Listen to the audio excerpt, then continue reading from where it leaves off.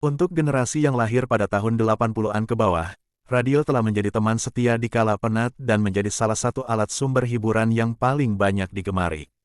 Pada waktu itu ada sebuah siaran radio yang sangat melegenda dan sangat disukai oleh rakyat Sunda baik itu tua ataupun muda, miskin ataupun kaya, rakyat ataupun pejabat, pria ataupun wanita, duda maupun janda. Siaran radio pada waktu itu begitu banyak digandrungi oleh masyarakat, sebab dari sana kita bisa mendengarkan berita ataupun cerita berupa dongeng Sunda. Ada satu cerita atau dongeng Sunda yang begitu melegenda di lingkungan rakyat Sunda pada waktu, yaitu dongeng Si Rawing.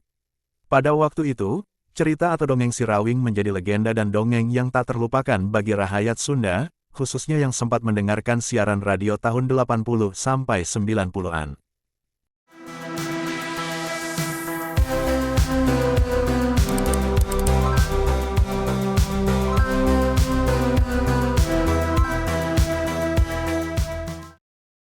Berdasarkan pengalaman penulis yang ketika itu masih duduk di bangku sekolah dasar, ketika waktu dongeng Si Rawing tiba jam siaran di radio 2 band kesayangan almarhum Babe, penulis yang sedang bermain bersama teman, akan segera lari pontang-panting ke rumah supaya jangan sampai ketinggalan isi cerita dongeng tersebut.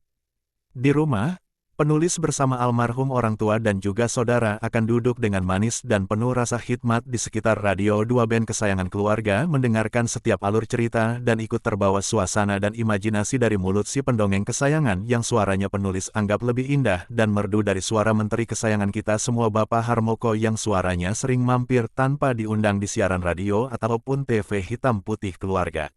Selama mendengarkan siaran dongeng, tidak lupa penulis selalu ditemani sepiring kulup hui atau sampeo, atau kulup kacang, atau kadang juga goreng pisang kamemut buatan alam.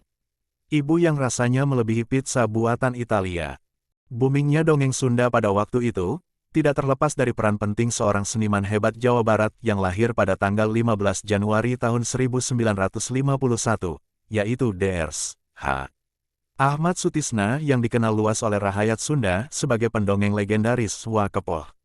Wakepoh memulai kiprahnya di radio siaran swasta di kota Bandung sebagai penyiar. Dengan bekal bakat seni, khususnya Sunda, Ahmad Sutisna, sekitar awal tahun 80-an mulai dikenal sebagai juru dongeng yang memiliki ciri khas sendiri. Menurut Wakepoh, dirinya dapat mendongeng dengan belajar secara otodidak. Pada tahun 60-an, Kasepuhan sering mendongeng dengan menirukan suara dalang wayang golek, dengan cara mencoba merubah-rubah suara layaknya dalang, hingga akhirnya tak terasa beliau sudah dapat mengubah suara berdasarkan karakter yang dibutuhkan untuk aneka dongeng. Ketika Wakepoh sedang mendongeng di studio rekam ataupun di radio, dipastikan para penggemar setia dongeng Wakepoh berkumpul dan dengan cara seksama dan dengan tempo yang sesantai mungkin, mereka mendengarkan dongeng yang dibawakan oleh Wakepoh, mengikuti alur cerita dan imajinasi pendengar pun dibawa berkelana membayangkan tokoh-tokoh cerita dari suara yang didengarkan.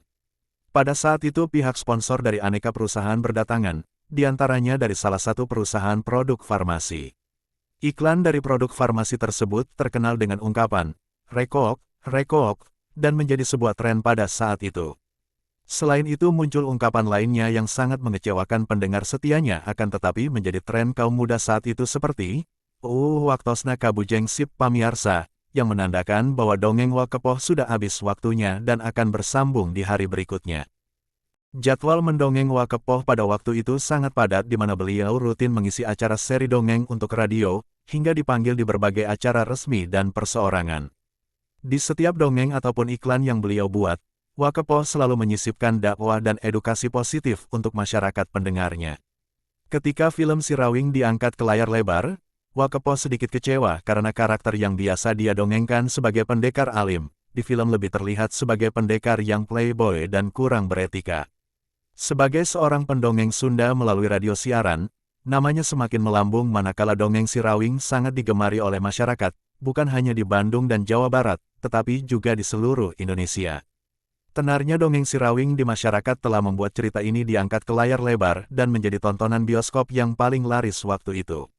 Wakepoh sebagai seorang seniman telah menjadi ikon tersendiri dalam dunia dongeng Sunda, bahkan hingga saat ini.